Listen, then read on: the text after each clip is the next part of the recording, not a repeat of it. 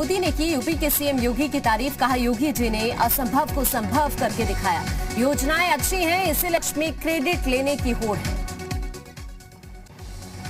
PM ने कहा, UP की पिछली सरकारों में गुंडा राज था, आज गुंडे डरकर सरेंडर कर आए हैं। योगी जी ने सुरक्षा का माहौल दिया।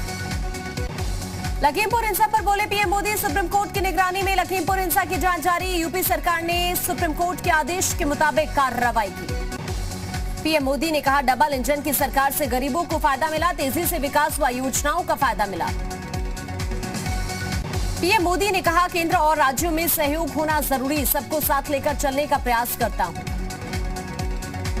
कांग्रेस पर पीएम मोदी ने निशाना साधा। कहा, कांग्रेस की नीति बांटो और राज करो की, अलगाव भारत के लोगों का चरित्र नहीं। पीएम मोदी ने कहा, समाज के लिए सामाजिक न्याय जरूरी, विकास में सबकी हिस्सेदारी जरूरी। परिवारवाद पर पीएम मोदी का बड़ा हमला। बोले, समाजवाद का मतलब परिवारवाद नहीं, परिवार के ही लोग पार्टी चलाए, ये सही नहीं। यूपी में कल पहले चरण का मतदान। 11 जिलों की 58 विधानसभा सीटों पर सुबह 7 बजे से वोटिंग शुरू। यूपी विधानसभा चुनाव के पहले चरण में पश्चिमी यूपी के जाटों पर सबसे बड़ा दांव। पश्चिमी यूपी में एसपी आरएलडी गठबंधन और बीजेपी के बीच कांटे की टक्कर। यूपी में पहले चरण के लिए 623 उम्मीदवार मैदान में। मुजफ्फरनगर और मथुरा में सबसे ज्यादा 15 उम्मीदवार। मुरादाबाद के बिलारी में सीएम योगी ने की जनसभा। कहा, ये चुनाव एक सामान्य चुनाव नहीं है, ये वास्तव में प्रदेश को नंबर 1 प्रदेश बनाने की लड़ाई है। सीएम ने कहा, अब सबको सुरक्षा की चिंता नहीं करनी है, ये हमारा दायित्व है। युवाओं को भी रोजगार की चिंता नहीं करनी है, ये भी हमारा दायित्व है। सीएम योगी ने कहा, हम लोग इस साल 1 करोड़ युवाओं को टैबलेट और स्मार्टफोन देने जा रहे हैं। अगले 5 साल में इस संख्या को हम दोगुनी पहुंचा देंगे। सीएम योगी ने पीएम मोदी के साथ फोटो ट्वीट कर लिखा, कदम निरंतर चलते जिनके, श्रम जिनका अविराम है, विजय सुनिश्चित होती उनकी, घोषित ये परिणाम है। रामपुर में सीएम योगी आदित्यनाथ ने वर्चुअली रैली के विरोधियों पर हमला करते हुए कहा, डबल इंजन की सरकार से रामपुर का विकास हो रहा। रामपुर में सीएम योगी ने गिनाए आजम खान के काले कारनामे। कहा, शांत हो चुकी है रामपुर की गर्मी। राह चलती महिला के साथ एसपी कार्यकर्ता की बदसलूकी पर बीजेपी का तंज। कहा, यही है लाल टोपी के काले कारनामे। पहले फेज के चुनाव से पहले केंद्रीय मंत्री अनुराग ठाकुर का बयान। कहा, महिला सुरक्षा बीजेपी की प्राथमिकता, यूपी में नारी सशक्तिकरण के लिए काम करेंगे। यूपी बीजेपी ने वीडियो ट्वीट कर सपा पर साधा निशाना। लिखा, बहन बेटियां सुरक्षित, गुंडे सब थर्राए, चोर उचक्के भाग फिरत है, गमछा मामूल लुकवाए। डिप्टी सीएम केशव प्रसाद मौर्य का एसपी गठबंधन पर निशाना। ट्वीट कर कहा, एसपी गठबंधन यूपी के भविष्य के लिए खतरा। जी मीडिया से खास बातचीत में बोले केशव मौर्य, माफिया को शरण देने वाले कानून की बात कर रहे हैं, जनता अब उनके झांसे में नहीं आने वाली। केशव मौर्य का अखिलेश यादव पर तीखा हमला। कहा, यूपी में जनता अखिलेश के वादों का मजाक उड़ा रही है। केशव मौर्य ने बीजेपी के 2022 में 2017 से भी ज्यादा सीटें जीतने का दावा किया। कहा, बीजेपी ने 2017 में किए वादों को पूरा किया। बिजनौर में बीजेपी प्रदेश अध्यक्ष स्वतंत्र देव सिंह ने प्रचार किया। बीजेपी प्रत्याशी अशोक राणा के समर्थन में वोट मांगे। कल पीएम मोदी के सहारनपुर में दोपहर 12 बजे फिजिकल रैली। सीएम योगी भी पीएम की रैली में मौजूद रहेंगे। यहां दूसरे चरण में 14 फरवरी को मतदान होना है। 11 फरवरी को पीएम मोदी का कासगंज दौरा। पीएम मोदी के साथ सीएम योगी मौजूद रहेंगे। पार्टी प्रत्याशियों के समर्थन में जनसभा करेंगे। चुनाव से पहले बीजेपी के बागी विधायक सुरेंद्र सिंह ने मोर्चा खोला। कहा, बलिया की सभी सीटों पर हारेगी बीजेपी, जनता के दम पर चुनाव लड़ूंगा। बागी प्रत्याशी साकेत मिश्रा के आरोप पर सांसद राजेश वर्मा का पलटवार। कहा, उम्मीदवार की व्यक्तिगत समीक्षा के बाद बीजेपी देती है टिकट, पहले अपने गिरेबान में झांके साकेत मिश्रा। बागपत में बीजेपी उम्मीदवार सहेंद्र सिंह रमाला के काफिले पर हमला। हमलावरों ने कार्यकर्ताओं को लाठी डंडों से पीटा। ट्रस्ट अध्यक्ष शिवपाल यादव का एसपी पर बड़ा बयान। कहा, समाजवादी पार्टी से अलग जरूर हुआ था, लेकिन अब एक है। शिवपाल यादव ने एसपी की सरकार बनने की इच्छा जाहिर की। कहा, 100 सीटों पर चुनाव लड़ना था, लेकिन अब सीटों का सवाल नहीं, अखिलेश बने सीएम। प्रसपा अध्यक्ष शिवपाल सिंह यादव ने बोला, अपर्णा यादव पर हमला। का समाजवादी नहीं थी, अपर्णा यादव 2022 में बनेगी फिर से सपा सरकार। ओम प्रकाश राजभर ने ट्रैफिक नियमों को धत्ता बताने वाला बयान दिया। कहा, बाइक में 3 लोगों को बैठने की इजाजत मिलेगी। ओम प्रकाश राजभर का अजीबोगरीब बयान, कहा बाइक में 3 सवारी बैठने पर नहीं कटेगा चालान, हमारी सरकार आई तो एक बाइक पर 3 सवारी फ्री। एटा में बीएसपी प्रत्याशी पर जानलेवा हमले की कोशिश, जुनैद मियां ने खुद पर हमला होने का दावा किया, समर्थकों ने 2 हमलावर पकड़े। यूपी विधानसभा चुनाव में नेताओं के बीच जुबानी जंग तेज, चुनावी सभा में भाषा की मर्यादा भूले ओवैसी, अपने ऊपर हमला करने वाले लड़कों को ओवैसी ने गाली दी। ओवैसी ने हमलावरों को गोडसे की औलाद बताया, ओवैसी ने पीएम मोदी और सीएम योगी पर निशाना साधा। संभल की चुनावी सभा में पीएम मोदी और सीएम योगी पर ओवैसी का विवादित बयान, खुद को बताया मदारी, जनता से नागनाथ और सांपनाथ को वोट न देने की अपील की। बीजेपी और समाजवादी पार्टी के बाद यूपी में कांग्रेस ने खोला चुनावी वादों का पिटारा, उन्नति विधान के नाम से जारी किया घोषणा पत्र।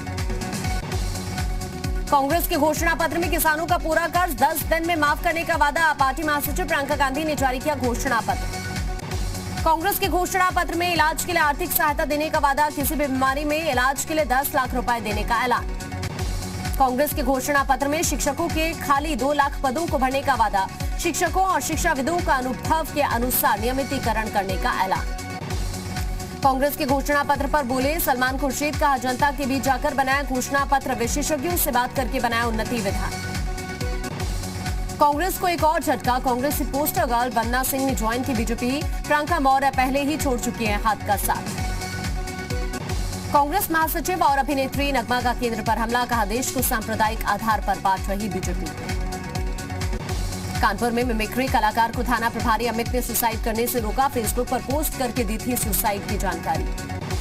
गाजियाबाद में नेशनल हाईवे पर तेज रफ्तार बस अनियंत्रित होकर पलटी, आईएमएस कॉलेज के सामने हादसा हुआ, बिजनौर से दिल्ली जा रही थी बस। पन्ना में सड़क दुर्घटना में युवक की मौत, भूमि संरक्षण विभाग में कार्यरत था मृतक, पुलिस ने शव को पोस्टमार्टम के लिए भेजा। दबंगों पर कार्रवाई न होने से नाराज युवक टावर पर चढ़ गया, युवक के पिता की दबंगों ने पिटाई की थी, विधायक के आश्वासन पर नीचे उतरा युवक। सोशल मीडिया पर तमंचे के साथ फोटो वायरल करने वाले 2 युवक गिरफ्तार, दोनों युवकों से चोरी की बाइक, तमंचा और गांजा बरामद। कानपुर में अनियंत्रित होकर पलटा तेज रफ्तार ऑटो सवार महिला और 2 बच्चे घायल हुए, हादसे के वक्त नशे में था ड्राइवर। उत्तराखंड चुनाव के लिए बीजेपी का घोषणा पत्र जारी, केंद्रीय मंत्री नितिन गडकरी ने जारी किया दृष्टि पत्र, सीएम धामी और बीजेपी प्रदेश अध्यक्ष भी रहे मौजूद। उत्तराखंड में बीजेपी का बड़ा चुनावी दाव, सरकार बनने पर लव जिहाद के खिलाफ कठोर कानून बनाने का वादा, योग की अंतर्राष्ट्रीय राजधानी बनेगा हरिद्वार। स्मार्ट विलेज कार्यक्रम के तहत सभी गांवों को विकसित करने और हर ग्राम पंचायत में सामुदायिक और मनोरंजन केंद्र बनाने का भी वादा। दृष्टि पत्र में हर ब्लॉक में प्रतिभा चिन्हीकरण और प्रशिक्षण अकादमी खोलने का वादा, देवभूमि को खेल भूमि बनाने का भी वादा। निर्धन परिवारों की महिला मुखिया को 500 रुपए हर महीने सहायता राशि, राज्य भर में महिला स्वयं सहायता समूह के लिए 500 करोड़ रुपए का विशेष कोष स्थापित करने का वादा। बीजेपी ने महिला थानों की संख्या दोगुनी करने, 100 महिला पेट्रोलिंग कार की शुरुआत करने और प्रदेश में सशक्त भू कानून बनाने का वादा किया। उत्तराखंड के केदारनाथ में बीजेपी अध्यक्ष जेपी नड्डा की जनसभा, नड्डा ने बीजेपी सरकार के काम की जमकर तारीफ की। केदारनाथ में बजट का जिक्र करते हुए बोले नड्डा, इस बार 60 लाख नौकरियां 1 साल में दी जाएंगी, 1 साल के अंदर 25,000 किलोमीटर लंबी सड़कें बनेंगी। उत्तराखंड के रण में पीएम मोदी ने मोर्चा संभाला, कल श्रीनगर में करेंगे मेगा रैली, जनसभा की तैयारियों में जुटी है बीजेपी। कल उत्तराखंड दौरे पर रहेंगे राहुल गांधी, मंगलौर और जागेश्वर में चुनावी रैली करेंगे, पार्टी प्रत्याशियों के समर्थन में वोट मांगेंगे। दिल्ली एम्स में मरीजों को कोविड जांच कराने से मिली राहत, अस्पताल में भर्ती होने से पहले कोविड रिपोर्ट दिखाने का नियम खत्म किया गया। हिजाब विवाद पर कर्नाटक हाईकोर्ट ने बड़ी बेंच को भेजा मामला, सिंगल बेंच ने कहा अंतरिम राहत पर बड़ी बेंच लेगी फैसला। कर्नाटक हिजाब मामले पर दिल्ली के शाहीन बाग में साजिश, मुस्लिम महिलाओं ने निकाला विरोध मार्च, हिजाब हमारा अधिकार है के नारे लगे।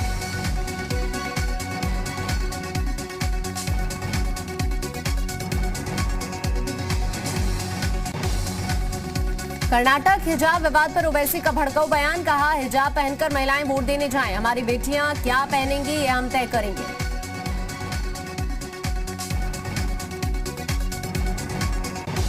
ओवैसी ने कहा दाढ़ी और हिजाब से किसी को परेशानी क्यों, बुर्का मेरा, दाढ़ी भी मेरी, तो तुझे क्या।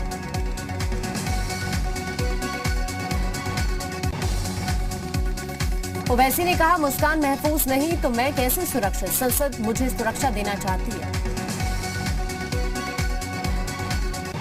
असदुद्दीन ओवैसी ने कहा, कर्नाटक में हो रहा संविधान का घनघोर उल्लंघन, हिजाब मुस्लिम महिलाओं का असंवैधानिक अधिकार है। हिजाब विवाद ने बढ़ाई यूपी चुनाव की गर्मी, प्रियंका बोली, बिकनी, जीन्स या हिजाब लड़कियों को कुछ भी पहनने का अधिकार। कर्नाटक में हिजाब को लेकर संग्राम जारी, अल्लाहू अकबर का नारा लगाने वाली लड़की को 5 लाख रुपए का इनाम देगा जमीयत उलेमा। हिजाब को लेकर संग्राम के बीच जमीयत उलेमा का ट्वीट, कहा, हिजाब मुस्लिम महिलाओं का बुनियादी अधिकार, इससे उन्हें वंचित नहीं किया जा सकता। कर्नाटक से उठा हिजाब विवाद मुंबई तक पहुंचा, दक्षिण मुंबई के मदनपुरा इलाके में मुस्लिम महिलाओं ने हिजाब के समर्थन में नारेबाजी की। हिजाब विवाद में कूदे लालू प्रसाद यादव, कहा, गृह युद्ध की ओर जा रहा है देश। लखनऊ में दारुल उलूम के प्रवक्ता मौलाना सूफियान निजामी ने हिजाब विवाद पर बड़ा बयान दिया, कहा, धर्म की बुनियाद पर भेदभाव अफसोसजनक। आत्मनिर्भर भारत को लेकर राहुल गांधी का पीएम मोदी पर हमला, स्टैच्यू ऑफ इक्वलिटी को बताया मेड इन चाइना। गृह मंत्रालय का राज्यसभा में लिखित बयान, 2020 में बेरोजगारी के चलते 3,548 लोगों ने आत्महत्या की, दिवालियापन और कर्ज के चलते 5,213 लोगों ने 2020 में जान दी। यूपी में मतदान से ठीक पहले एनआईए को बड़ी कामयाबी मिली, अलकायदा से जुड़ा एक आतंकी गिरफ्तार, लखनऊ में आईईडी ब्लास्ट करने की साजिश रची। जम्मू कश्मीर के अनंतनाग में जैश के 2 आतंकी मॉड्यूल का पर्दाफाश, 3 हाइब्रिड समेत 11 संदिग्ध गिरफ्तार, भारी मात्रा में हथियार बरामद। बॉर्डर पर पाकिस्तान की नाबाग हरकत, पंजाब के गुरदासपुर में उड़ता दिखा ड्रोन, बीएसएफ जवानों ने फायरिंग की। वेस्टइंडीज इंग्लैंड की टेस्ट सीरीज के लिए इंग्लैंड ने जारी की 16 सदस्यीय टीम, जेम्स एंडरसन को टीम में नहीं मिली जगह। स्मृति मंधाना का इंडिया न्यूजीलैंड के पहले वनडे मैच का हिस्सा होना मुश्किल, 2 खिलाड़ियों के साथ अभी क्राइस्टचर्च में क्वारंटीन है स्मृति। वृद्धिमान साहा ने बंगाल की रणजी ट्रॉफी टीम से हटने का फैसला लिया है। भारतीय टीम के लिए मैनेजमेंट ने उनकी 37 साल उम्र को अपनी योजना के विपरीत बताया। न्यूजीलैंड और ऑस्ट्रेलिया के बीच अगले महीने होने वाली 3 मुकाबलों की T20 सीरीज रद्द, ओमिक्रॉन के खतरे को देखते हुए न्यूजीलैंड ने बंद की अंतर्राष्ट्रीय सीमा। रूस के राष्ट्रपति व्लादिमीर पुतिन ने धमकी दी, कहा, अगर यूक्रेन नाटो गठबंधन में शामिल हुआ तो यूरोपीय देश खुद ही रूस के साथ जंग में खिंच जाएंगे। यूक्रेन संकट पर व्हाइट हाउस ने जारी किया नया बयान, कहा, फ्रांस के राष्ट्रपति इमैनुअल मैक्रों के साथ जुड़ने की योजना बनाए राष्ट्रपति बाइडेन। यूक्रेन और पश्चिमी देशों के साथ तनाव जारी होने के बावजूद रूस लगातार सैन्य अभ्यास में जुटा है। रूस ने अपने 6 युद्धपोत काला सागर के लिए रवाना किए।